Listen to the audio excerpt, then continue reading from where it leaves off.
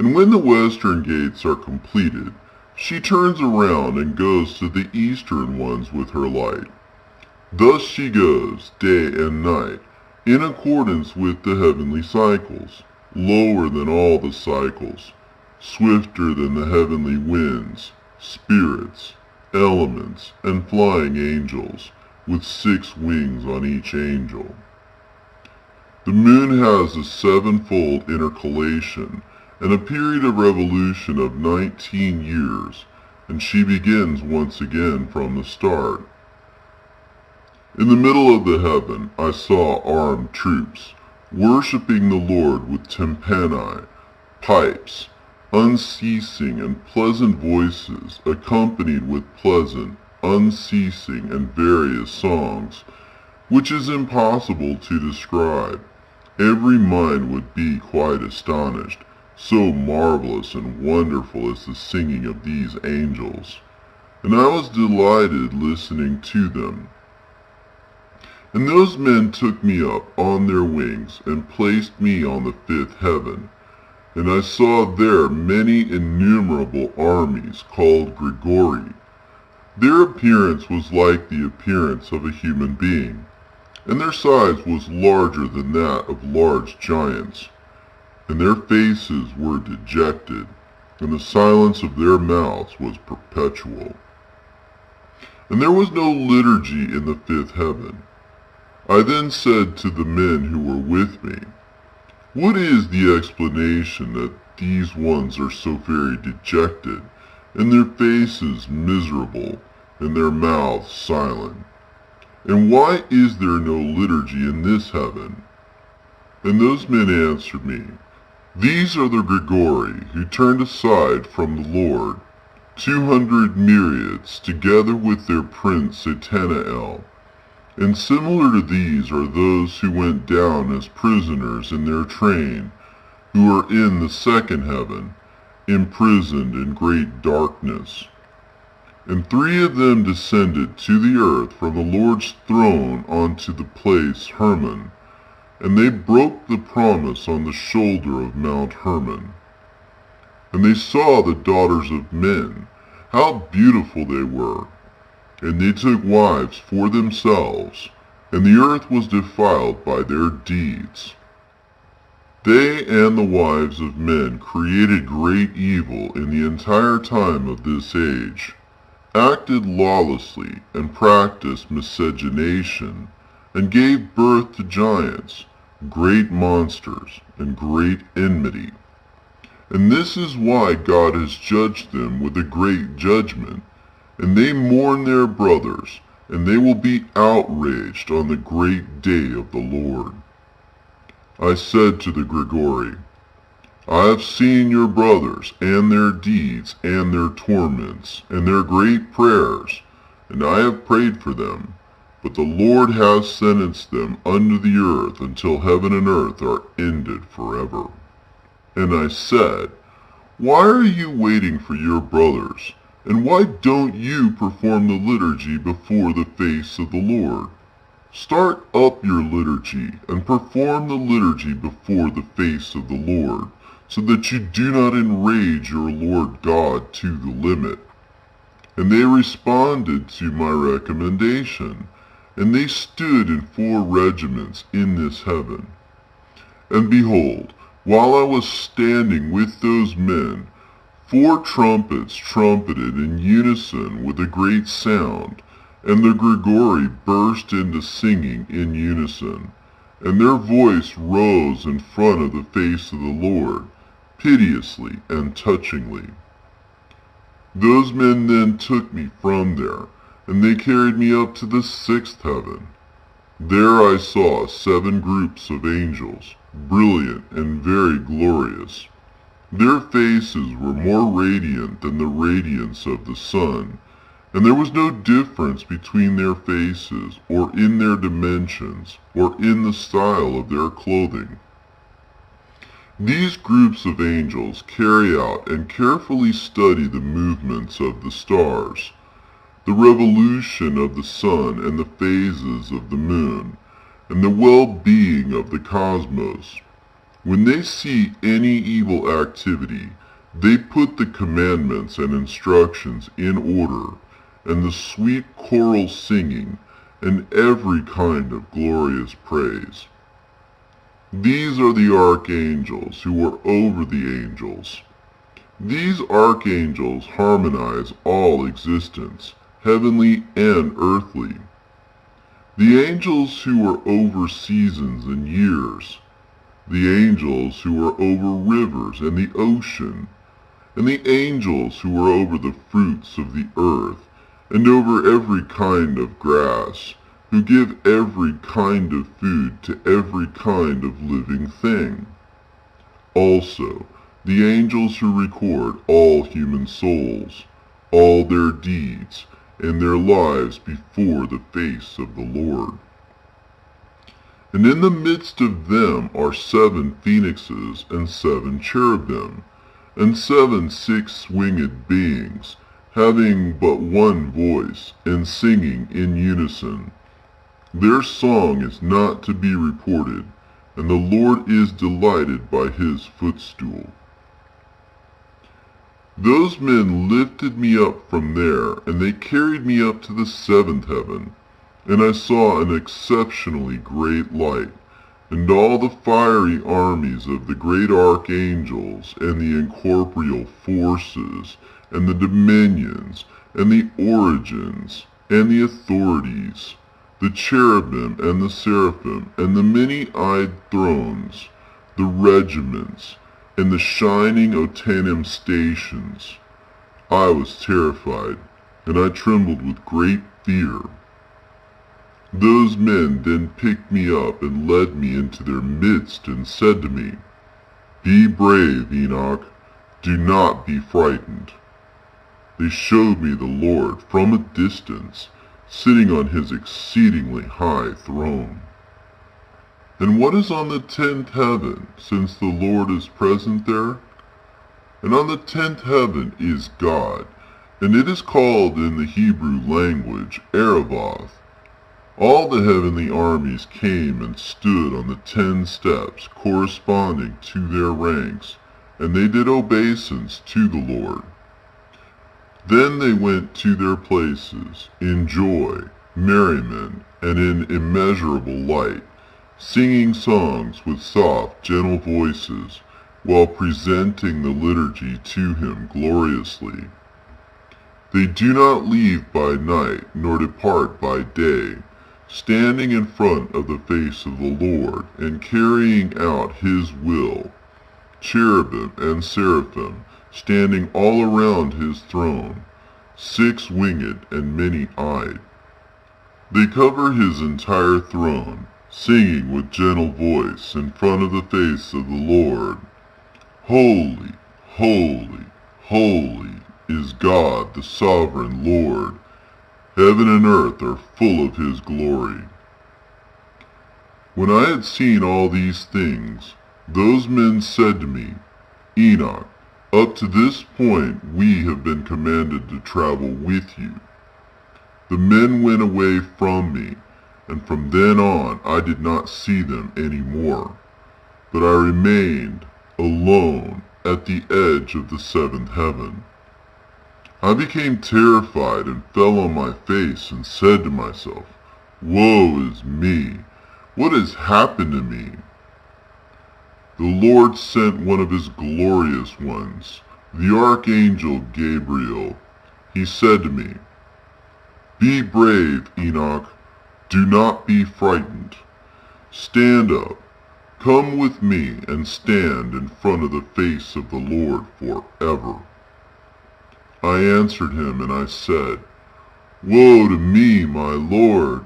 My soul has departed from me from fear and horror.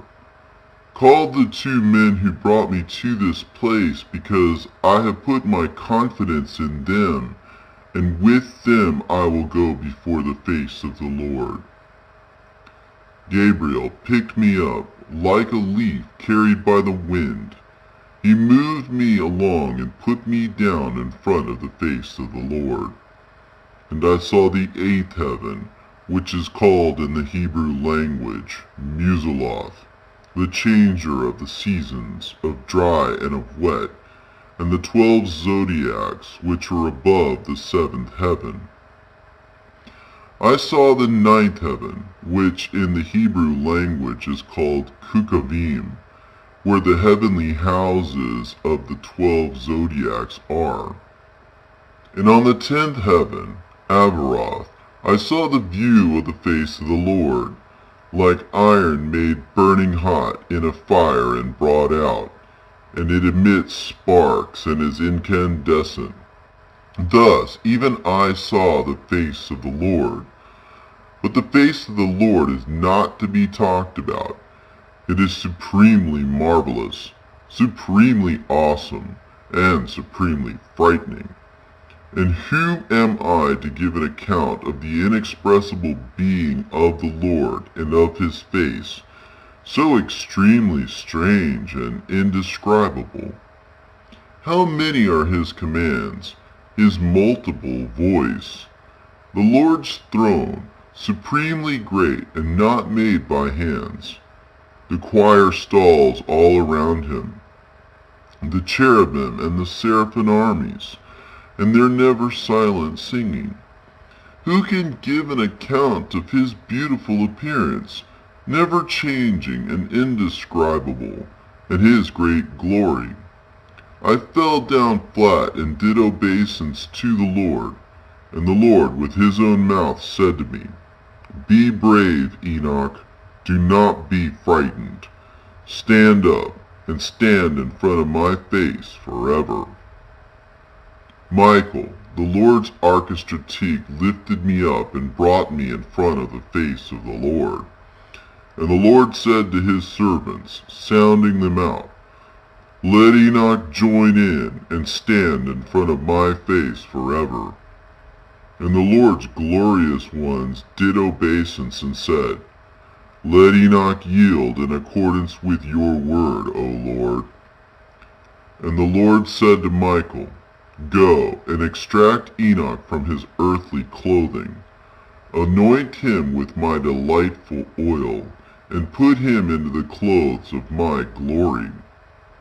So Michael did just as the Lord said to him. He anointed me, and he clothed me.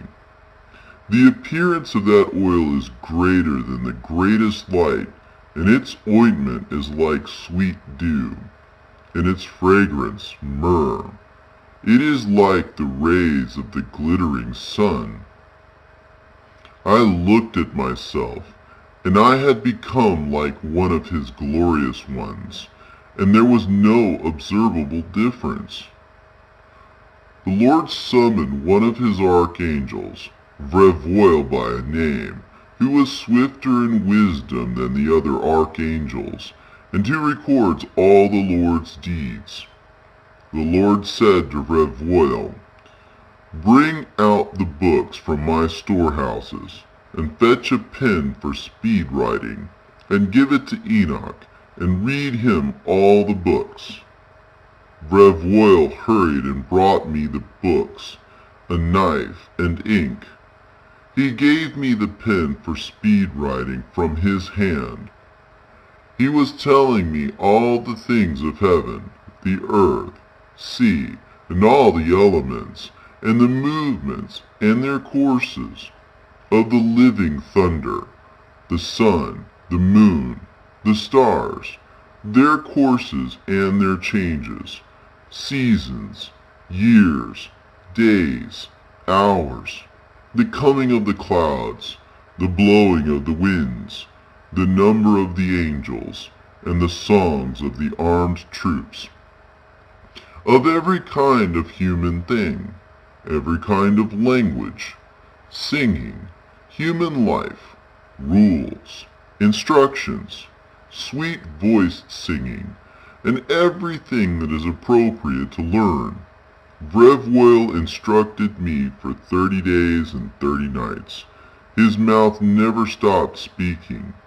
And as for me, I did not rest, writing all the symbols and all the creatures.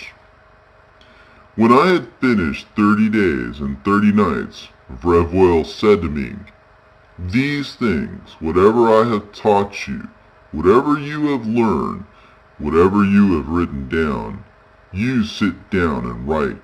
All the souls of men, whatever of them are not yet born, and their places prepared for eternity. For all the souls are prepared for eternity before the composition of the earth. I sat down for a second period of 30 days and 30 nights, and I wrote down everything accurately. I wrote 366 books. The Lord called me and said to me, Enoch, sit to the left of me with Gabriel. And I did obeisance to the Lord. And the Lord spoke to me, Enoch, beloved, whatever you see, and whatever things are standing still or moving about were brought to perfection by me. I, myself, will explain it to you. Before anything existed at all, from the very beginning, whatever exists, I created from the non-existent, and from the invisible, the visible. Listen, Enoch, pay attention to these words of mine. For not even to my angels have I explained my secrets, nor related to them their origin, nor my endlessness and inconceivableness as I devise the creatures, as I am making them known to you today. For before any visible things had come into existence, I, the One, moved around in the invisible things, like the sun, from the east to the west, and from the west to the east. But the sun has rest in himself, yet I did not find rest, because everything was not yet created. I thought up the idea of establishing a foundation to create a visible creation. I commanded the very highest things, let one of the invisible things descend visibly, and at a will descended, extremely large. I looked at him, and behold, in his belly he had a great light. I said to him, disintegrate yourself at will, and let what is born from you become visible. And he disintegrated himself, and there came out a very great light. I was in the midst of the great light, and light out of light it carries thus. And the great age came out, and it revealed all the creation which I had thought up to create, and I saw how good it was. I placed for myself a throne and sat down on it. Then to the light I spoke, you go up higher than the throne, and be solidified much higher than the throne, and become the foundation for the highest things. There was nothing higher than the light except nothing itself. And again I bowed myself, and I looked upward from my throne. I called out a second time into the very lowest things, and I said, let one of the invisible things come out visibly, solid. And Arcos came out, solid, heavy, and very black. I said, open yourself up, Arcos, and let what is born from you become visible. And he disintegrated himself. There came out an age, dark, very large, carrying the creation of all lower things, and I saw how good it was. I said to him, come down low and become solid, and become the foundation of the lowest things. And it came about. And he came down, and he became solid, and he became the foundations of the very lowest things. And there is nothing lower than the darkness except nothing itself. I gave the command, let there be taken some of the light and some of the darkness, and it became thickened. It became water, and I spread it out. Thus I made the waters, that is to say, the bottomless, and I saw how good it was. I made a division between the light and the darkness. I said to the light that it should be day, and to the darkness I commanded that it should be night. And evening came, and again morning came, that is, the first day. And I said, let the lower water, which is below heaven, collect itself into one collection, and let its waves become dry. And it happened like that. From the waves I created rocks, solid and big. From the rocks I assembled the dry land, and I called the dry land earth. What was in the middle of the earth I called chasm. The sea gathered into one place, and I bound it with a yoke. And I said to the sea, behold, I give you an eternal boundary. You will not break through your own waters. So I fixed the solid structure. The first created day I named for myself. Then evening came, and again morning, and it was the second day. And for all my own heavens I shaped the shape from the fiery substance. My eye looked at the solid and very hard rock. From the flash of my eye I took the marvelous substance of lightning, both fire in water and water in fire. Neither does this one extinguish that one, nor does that one dry out this one. This is why lightning is sharper and brighter than the shining of the sun, and softer than water, more solid than the hardest rock. From the rock I cut off a great fire, and from the fire I created the ranks of the bodiless armies, 10 myriad angels. Their weapons are fiery, and their clothes are burning flames. I gave orders that each should stand in his own rank. Lucifer, one of the order of the archangels, deviated, together with the division that was under his authority. He thought up the impossible idea that he might place his throne higher than the clouds which are above the earth, and that he might become equal to my power. I hurled him out from the height, together with his angels, and he was flying around in the air ceaselessly above the bottomless. Thus I created the entire heavens, and the third day came. On the third day I commanded the earth to make trees grow, large and fruit-bearing, and the mountains, and all kinds of sweet grass, and all kinds of sown seed. I laid out paradise as a garden, and I enclosed it. Thus I created the renewal of the earth. Then evening came, and morning came, the fourth day. On the fourth day I commanded, let there be great lamps on the heavenly circles. I created 7 great circles, and gave them an appearance of crystal, wet and dry, and for it to be a circuit for water and the other elements.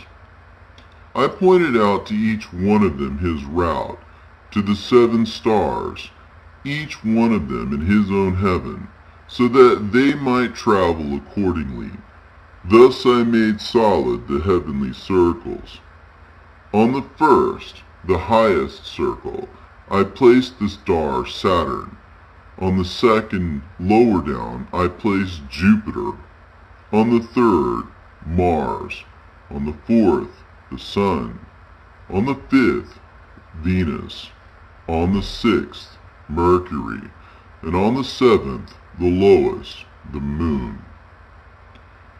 With the lowest stars I beautified the air below. I appointed the sun over the illumination of the day, but the moon and the stars over the illumination of the night. The sun goes in accordance with each animal, and the 12 animals are the succession of the months.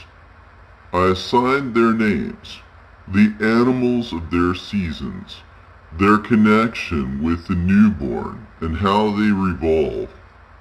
Then evening came and morning came, the 5th day. On the 6th day I commanded my wisdom to create man out of the 7 components. First, his flesh from the earth. Second, his blood from dew and from the sun. Third, his eyes from the bottomless sea. Fourth, his bones from stone. Fifth, his reason from the mobility of angels and from clouds. Sixth, his veins and his hair from grass of the earth. Seventh, his spirit from my spirit and from wind. I gave him 7 properties: hearing to the flesh, sight to the eyes, smell to the spirit, touch to the veins, taste to the blood, and to the bones endurance, to the reason sweetness. Behold, I have thought up a poem to recite. From invisible and visible substances I created man. From both his natures came both life and death. As my image, he knows the word like no other creature. But even in his greatest he is small, and again, at his smallest, he is great. On the earth I assigned him to be a second angel, honored, great, and glorious. I assigned him to be a king, to reign on the earth, and to have my wisdom. There was nothing comparable to him on the earth, even among my creatures that exist. I assigned him a name from the 4 components: from the east, A; from the west, D; from the north, A; from the south, M. I assigned him 4 special stars, and called his name Adam. I gave him his free will. I pointed out to him the 2 ways, light and darkness. I said to him, "This is good for you, but that is bad," so that I might come to know whether he has love toward me or abhorrence, so that it might become plain who among his race loves me. Whereas I have come to know his nature, he does not know his own nature. This is why ignorance is more lamentable than the sin, such as it is in him to sin. And I said,